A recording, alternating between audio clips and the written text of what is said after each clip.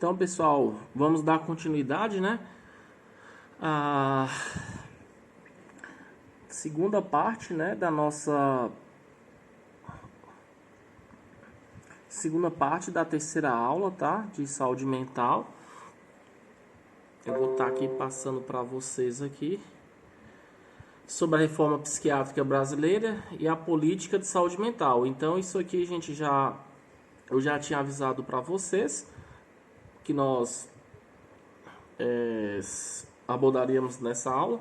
Então, primeiramente, como já falei algumas vezes também, a gente deu um introduzido na matéria e agora vamos pensar como é que foi essa reforma psiquiátrica brasileira.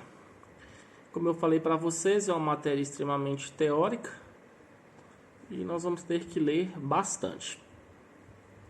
Então vamos lá. A humanidade convive com a loucura há séculos e, antes de se tornar um termo essencialmente médico, o louco habitou o imaginário popular de diversas formas, de motivo a chacota, escarnário, a possuído pelo demônio, até marginalizado por não se enquadrar nos preceitos morais vigentes. O louco é um enigma que ameaça os saberes constituídos sobre o homem. Pessoal, então, que introdução. Então, isso aí ficou muito evidente para todos. Então, muitas pessoas até hoje veem uma pessoa com distúrbio mental como um louco. Nós sabemos que lá nos séculos antigos, na Idade Média, pessoas com problemas mentais eram tidos como possuídos pelo demônio, como está escrito aqui. Então, olha para você ver o tipo de marginalização que eles sofriam. Eram pessoas que eram excluídas da sociedade, que de forma alguma elas eram convidadas a essa inclusão, ela participar das ações. Então, isso sempre foi dado no nosso histórico, né, na nossa história. No período da Renascença, vou grifar aqui. No período da Renascença, a segregação, ou seja, a separação dos loucos, se dava pelo seu banimento dos muros das cidades europeias e o seu confinamento era um confinamento errante. Eram condenados a andar de cidade em cidade ou colocados em navios que, na inquietude do mar, vagavam sem destino, chegando ocasionalmente a algum porto. Então é o que eu falei já anteriormente. Então essas pessoas com distúrbios mentais eram tratadas como piores que bicho. Eles eram excluídos da sociedade, eram divididos. Fazendo um paralelo aqui, como se fosse um leproso, né? Nós sabemos que as pessoas que antigamente tinham a lepra eram pessoas excluídas, ficavam fora da cidade, não era permitida a entrada delas e eram pessoas que literalmente eram excluídas, tratadas como uma doença grave, um pecado da família. Aquela família é pecadora e ela está pagando por isso. Não sei se vai abordar isso aqui, mas já li muito sobre isso. No entanto, desde a Idade Média, os loucos, olha a palavra loucos, são confinados em grandes asilos e hospitais, destinado a toda sorte de indesejáveis. Pessoal, tem um filme chamado O Estranho no Ninho. Um Estranho no Ninho. É um filme incrível de saúde mental também, assim como o filme do Coringa. É um filme muito, muito, muito incrível, muito rico. E fala muito, né, sobre a questão dos asilos, desses manicômios, né, que a gente já ouviu falar. Tenho certeza que vocês já ouviram falar dos manicômios e como era o tratamento deles lá, desde tortura, eletrochoque, a lobotomia. Nós vamos ver aqui, depois nós vamos adentrar mais essa parte. No século XVIII, Felipe Pinel, considerado o pai da psiquiatria, propõe uma nova forma de tratamento aos loucos. libertando-as das correntes e transferindo aos manicômios. Foi o que eu falei anteriormente. Olha só. Destinado somente a doentes mentais. Várias experiências e tratamentos são difundidos pela Europa. E que tratamento que o pessoal falaria que em muitos casos eram chamados até de tortura. Tá? O tratamento nos manicômios defendido por Pinel baseia-se principalmente na reeducação dos alienados, no respeito às normas e no desencorajamento de condutas inconvenientes. Para Pinel, a função disciplinadora do médico e do manicômio deve ser exercida com firmeza, porém com gentileza. Isso denota o caráter essencialmente moral com o qual a loucura passa a ser vista. Então aqui agora, né, vocês vão vendo o que eles fizeram. Eles tiraram os loucos desses asilos, que eles eram colocados com todo tipo de doença.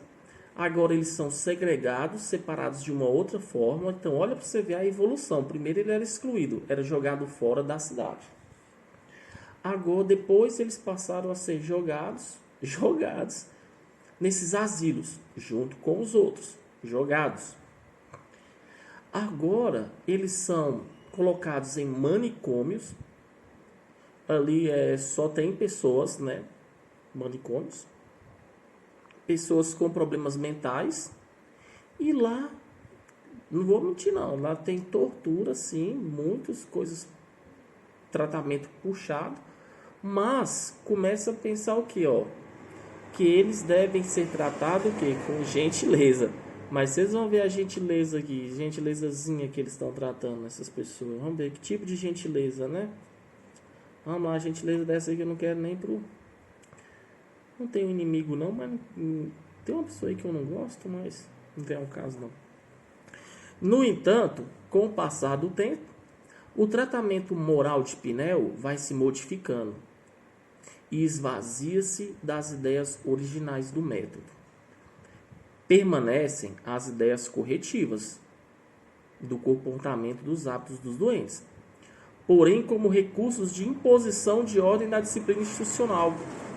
No século XIX, o tratamento ao doente mental incluía medidas físicas como duchas, banhos frios, chicotadas, máquinas giratórias e sangrias. Aí, pessoal, se a pessoa entrava lá sem problema mental, ela saía de lá louca. E é isso que fala o filme Estranho no Ninho. É um filme muito bom de saúde mental. Caso as aulas presenciais retornem, são 2 filmes que vocês, como profissionais de saúde, têm que assistir. Que é o Estranho no Ninho, que eu assisti quando fiz faculdade. Tem um outro filme lá que a professora passou, só que eu não lembro. E esse agora, filme perfeito, que é o Coringa, né, lançado agora em 2019, que eu quero passar um trecho aqui para vocês. Certo? Então vocês vão vendo aí, pessoal, todo tipo de tortura que vocês imaginar. Inclusive a lobotomia. Você sabe o que é a lobotomia? Lobotomia é abrir o crânio do doente e arrancar um pedaço do cérebro dele. Um lobo. Arrancar um lobo do cérebro. Olha para você ver. Isso era tratamento, fora eletrochoque, entre outros tipos de tortura das piores que você imaginar. Isso era como os pacientes mentais eram tratados e o porquê até hoje tem esse tipo de preconceito, estigma com esse tipo de situações. Logicamente teve uma grande melhoria, né? Vocês vão ver na reforma psiquiátrica. Aos poucos, com os avanços das teorias organicistas, o que era considerado como doença moral passa a ser compreendido também como uma doença orgânica. Mudou. É uma doença moral, um castigo, uma praga, alguma coisa. Agora não, é uma doença orgânica. Então já mudou a forma com que pensa. No entanto, as técnicas de tratamento empregadas pelos organicistas eram as mesmas empregadas pelo tratamento moral. Ou seja, Eu sei que eles têm um problema orgânico, né? Um problema que não vem de questão aí moral, ética, de pecado, de crime, de não sei o que lá, passou a ser algo orgânico, mas, poxa, continua-se as torturas. Continua as torturas. A partir da segunda metade do século XX, principalmente impulsionada por Franco Basaglia, psiquiatra italiano, inicia, agora que o trem muda, pessoal, agora muda, esse Franco ele foi muito importante, psiquiatra italiano, inicia-se uma radical crítica e transformação do saber, do tratamento e das instituições psiquiátricas. Esse movimento inicia-se na Itália, mas tem repercussão em todo o mundo e muito particularmente no Brasil. Aí sim. Agora sim, esse Franco Basaglia, ele começou a ir contra as formas com que eles faziam com esses pacientes. Essa questão da tortura, do isolamento, dessa questão de manicômio, deles ficarem literalmente isolados da comunidade, de serem tratados como literalmente como bicho, como pessoas insociáveis, como pessoas impossibilitadas de raciocínio. Esse Franco ele começou a ir contra tudo isso. Ele começou a não aceitar essa forma de atendimento, essa forma de raciocínio, e começou esse movimento na Itália, que graças a Deus espalhou por todo mundo, como vocês vão ver aqui, até chegar na nossa reforma aqui no Brasil. Neste sentido, inicia um movimento muito famoso, pessoal, a luta antimanicomial, que nasce profundamente marcada pela defesa dos direitos humanos e de resgate da cidadania dos que carregam transtornos mentais. Então, olha para você ver, pessoal. Então, agora, vamos lá fazer o histórico. Aquele doente mental que era excluído da sociedade, era jogado para fora da cidade, que era visto como um pecado, uma doença da alma, era uma pessoa estigmatizada, uma pessoa excluída, marginalizada. Daqui a pouco pega essas pessoas, joga ela dentro de uns asilos, misturado com tudo quanto é tipo de doente. Daqui a pouco isola ela no que a gente chama de manicômio, um local que só para doente mental. Começa a ter torturas com eles, tudo quanto é tipo de tortura. Daqui a pouco aquilo passa de ser uma doença moral, passa a ser uma doença orgânica. E agora, depois desse Franco Basaglia, eles são vistos como pessoas com direitos, assim como qualquer outro ser humano. Eles são pessoas e merecem direitos. E são cidadãos, e eles precisam ser resgatados e incluídos na sociedade. Eles precisam ser incluídos na sociedade. E aí vem no Brasil, ó. Aliado a essa luta, nasce o movimento da reforma psiquiátrica, que, mais do que denunciar os manicômios como instituições de violências, propõe a construção de uma rede de serviços, estratégias territoriais e comunitárias profundamente solitárias, inclusivas. Olha para você ver, inclusão. Já vamos incluir essas pessoas na sociedade e libertárias, Ave Maria.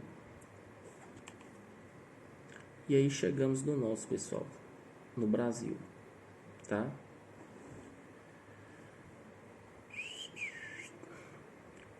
Aqui.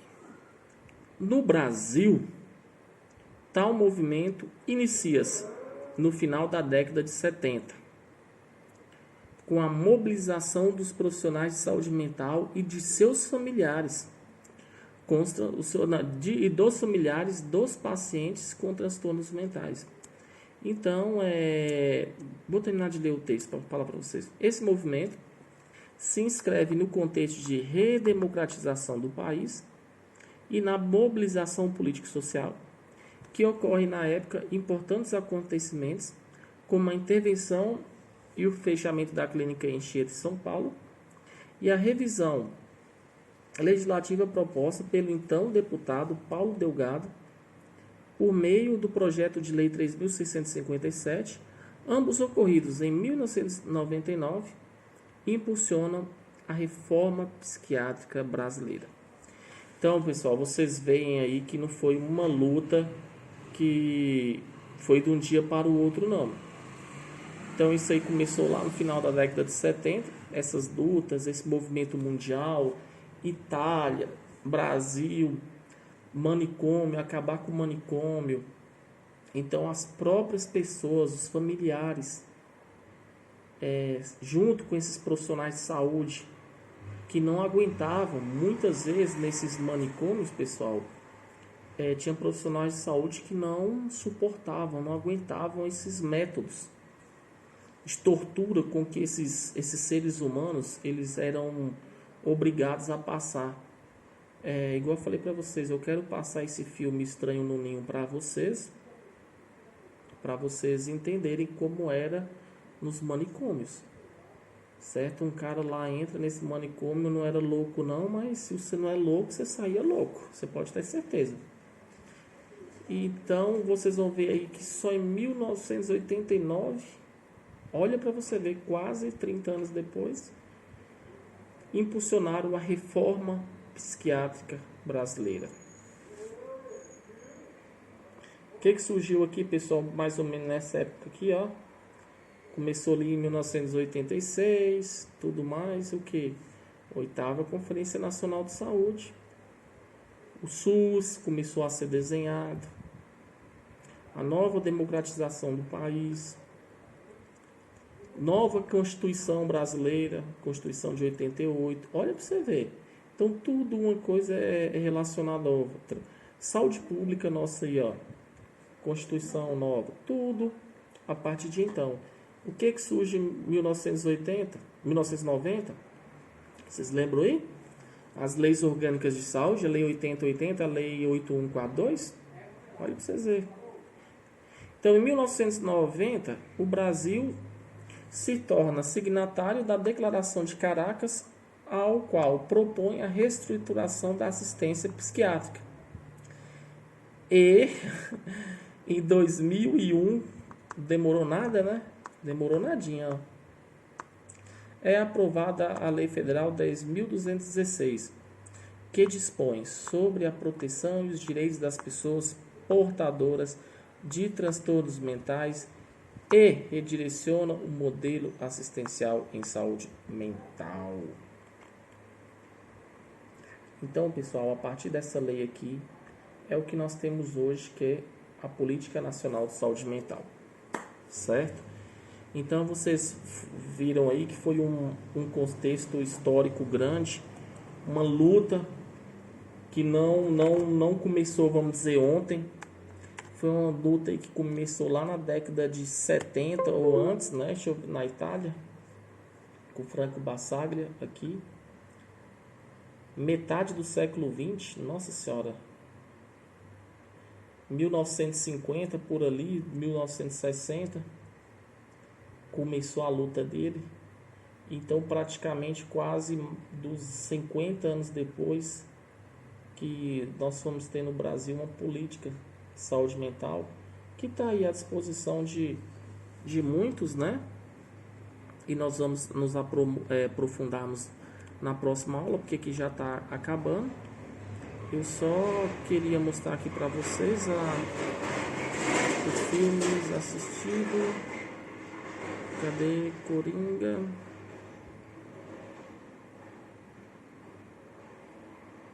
Esse aqui que é o filme que eu quero que depois passar para vocês, que é o Coringa, tá? Então esse filme aqui, ele fala muito. Ele aqui é um paciente com problema mental, conversando com a assistente social. E até um tempinho, era como se eu não existisse.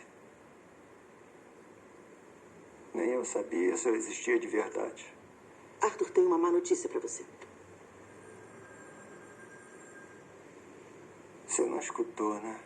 Presta atenção, pessoal. Acho até que você nunca me escuta. Faz as mesmas perguntas toda semana. Como vai seu trabalho? Tá tendo pensamentos negativos? Eu só tenho pensamentos negativos. Mas você não escuta, nunca escuta. Eu disse que durante toda a minha... Então, pessoal, é isso. Então você vê que ele fala, o doente mental, eu só tenho pensamentos negativos e você nunca me escuta. Tá? Então aqui eu quero encerrar a aula, tá? A terceira aula. E posteriormente a gente dá continuidade, né, à matéria. E assim que tivermos oportunidade, a gente assiste esse filme. Tá bom? Então, pessoal, muito obrigado. Fica com Deus. Até a próxima aula. E esse aqui é o que ele se transforma. O doente mental transforma nesse palhaço aqui. E aí vocês vão entender a profundidade do filme. Então, até mais, pessoal. Fica com Deus.